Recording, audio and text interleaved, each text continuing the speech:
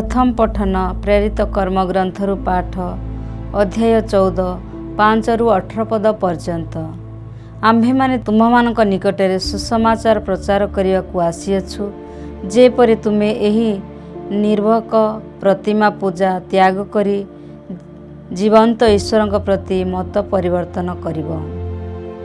कालक्रमे स्थानीय कर्तृपक्ष विजातीय व जिहुदी मानक हस्तगत करी पाउल व बारनाबास को प्रस्तारघात करिबा पई एमानଙ୍କ विरुद्धरे षडयंत्र कले।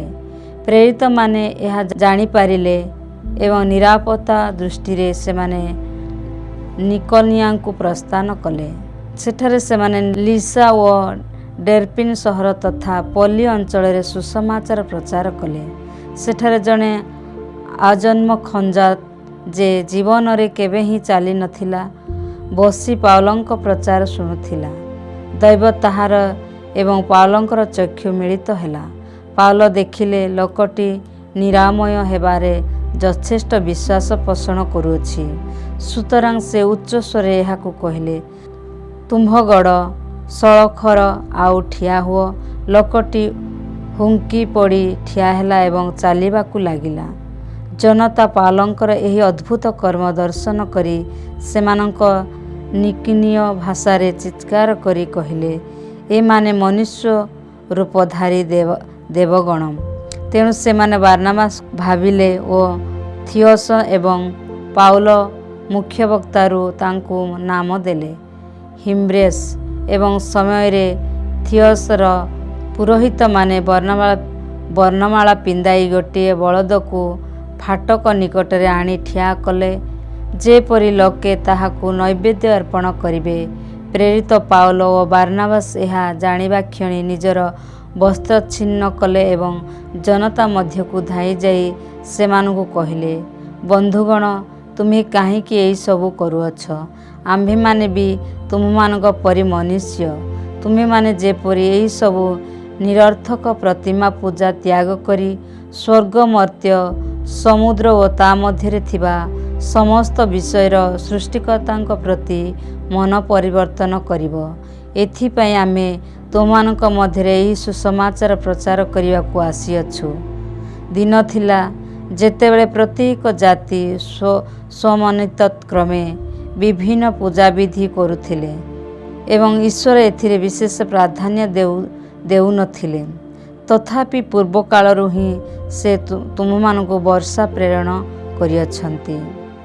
तुममानक खंद ब्रांधि ठीक समय रे अमल कराई तुममानक खाद्य जगाइछन्ति एवं तुममानक सुख स्वाद्य रे परिपालन करुछन्ति। एहीपरि तुममानक अनेक मंगल साधन करिअछन्ति एवं एपरि भी से तुममानक निकटरे निजर परिचय देइअछन्ति। एथिरे सुधा जनता आउ समन्वित हेले नाही एवं सेमानक सम्मुखरे नैवेद्य अर्पण कले। यह ईश्वरंकर वाक्य। ईश्वरंक धन्यवाद। साधु जहनंक लिखित सुसमाचार पाठ अध्याय 14 पद संख्या 21 रु 26। जो माने मोर आज्ञा सब ग्रहण करी पालन करती से माने मते प्रेम करती। जो माने मते प्रेम करती से माने मोर पितांकर प्रिय पात्र हेबे। मु सेमानंकु प्रेम करिबी एवं सेमानंक निकटरे आत्म प्रकाश करिबी। जुदास तांको प्रश्न कले, प्रभु आपण काहीकि आम्भमानंक निकटरे आत्म प्रकाश करिबे किंतु जगत सम्मुखरे नुहे?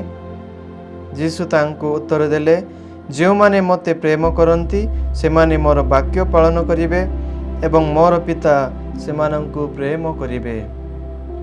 आमे सेमानंक निकटकु आसीबु एवं सेमानंक ठारे आमर बसति स्थापन करिबो। जे मते प्रेम करे नाही से मोर वाक्य पालन करे नाही। जो वाक्य तुम्भे माने श्रवण करिथाओ ताहा मोर नुहे, ताहा पितांकर जे मते प्रेरण करिअछन्ति।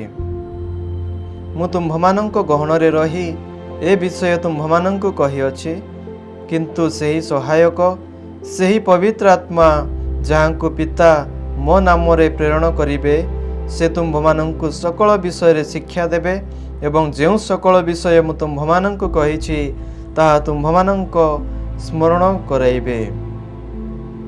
ପ୍ରଭୁଙ୍କର ପୁଣ୍ୟ ସୁସମାଚାର। ହେ ପ୍ରଭୁ ଯୀଶୁଖ୍ରୀଷ୍ଟ, ତୁମର ପ୍ରଶଂସା ହେଉ।